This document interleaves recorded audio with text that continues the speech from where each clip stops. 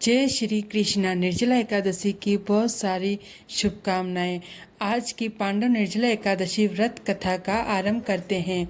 ये उस समय की बात है जब पांडव इस संपूर्ण धराधाम पर विचरण कर रहे थे। पांडव यानी कुरु वंश में महाराज पांडु के पुत्र महाराज युधिष्ठिर, भीम, अर्जुन, नकुल और सहदेव, ये सभी पांडव सभी वैदिक नियमों का पालन करने वाले और भगवान श्री कृष्ण के भक्त थे। सभी वैदिक नियमों, व्रत, उपवासों का पालन करते थे, लेकिन उन सबों में भीम ही एक ऐसे व्यक्ति थे जिनके लिए किसी भी उपवास का पालन करना अत्यंत कठिन हो जाता था। और अपनी इसी समस्या के विषय में सोचते हुए वे एक दिन पहुंच जाते हैं अपने पिता में ऋषि वेदव्यास जी के पास। व्यासदेव जी के पास जाकर उस दिन भीम की आंखों में थोड़ी निराशा थी, दुख था, लाचारी थी। अपने पुत्र को इस अवस्था में देखकर ऋषि वेदव्यास जी ने उनसे पूछा, हे पुत्र, क्या बात है? आज तुम्हारे चेहरे पर ऐसी उदासी कैसे? और कौन सी ऐसी बात है जिसने तुम्हें 10,000 हाथियों का बल धारण करने वाले अत्यंत शक्तिशाली और पराक्रमी भीम को भी आज उदास कर दिया है?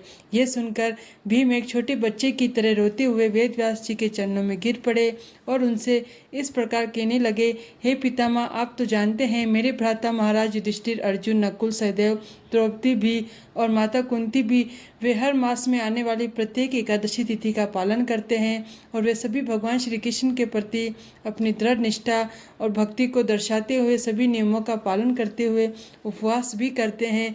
और वे सब मुझे भी एकादशी व्रत करने के लिए कहते हैं, लेकिन मैं क्या करूं पिता, में मुझसे उपवास नहीं हो पाता।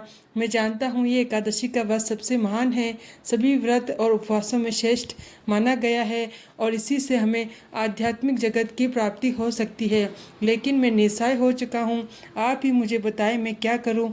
यह सुनकर वेदव्यास जी मुस्कुराए और उन्होंने कहा, हे वत्स, एकादशी तिथि सबसे महानतम पुण्य फल प्रदान करने वाली तिथि है। अगर किसी कारणवश तुम और किसी व्रत उपवास का पालन नहीं कर पाते हैं तो कोई बात नहीं, लेकिन हर मास में आने वाली यानी शुक्ल पक्ष और कृष्ण पक्ष, ये दोनों मास में आने वाली दोनों एकादशी तिथि का व्रत करना अत्यंत आवश्यक है।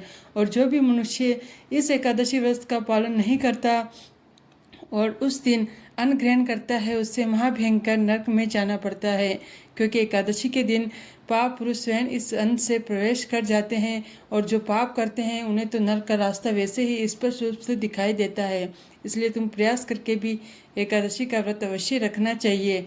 अब महर्षि वेदव्यास जी की ये बात सुनकर भीम और ज़्यादा उदास हो गए। रोते हुए बिलखते हुए महर्षि वेदव्यास जी के चरणों में गिरकर अपने अश्रुपात द्वारा उनके चरण प्रक्षालन करने लगे और फिर से उन्हें कहने लगे, लेकिन मैं क्या करूं पिता, में मेरे लिए एक पूरा दिन तो क्या एक क्षण भी, एक समय भी बिना भोजन के रहना असंभव है। मैं भूखा नहीं रह सकता और आप तो जानते हैं मेरे पेट के अंदर प्रकोदन नाम की अग्नि 24 घंटे चलती रहती है। अगर मैं बहुत सारी मात्रा में अन्न भोजन नहीं करता हूँ तो मेरा पेट कभी नहीं भरता है। इस प्रकोदन अग्नि को शांत करने के लिए मुझे भोजन करना ही पड़ता है, तो एक समय तो क्या मैं एक दिन भी भूखा नहीं रह सकता। अब ऐसे में एकादशी का व्रत कैसे कर सकता हूँ, और वे भी मास में दो दो बार? नहीं पिता, में ये मेरे लिए संभव नहीं है। हाँ, मैं एक कार्य अवश्य कर सकता हूँ। मैं ऐसा कर सकता हूँ कि मैं वर्ष में सिर्फ एक दिन बिना अन्न और बिना जल के रहने का प्रयास कर सकता हूँ, लेकिन सभी महीनों में 2 बार ये मेरे लिए असंभव है। इसलिए आप मुझे बताएं कि मुझे क्या करना चाहिए।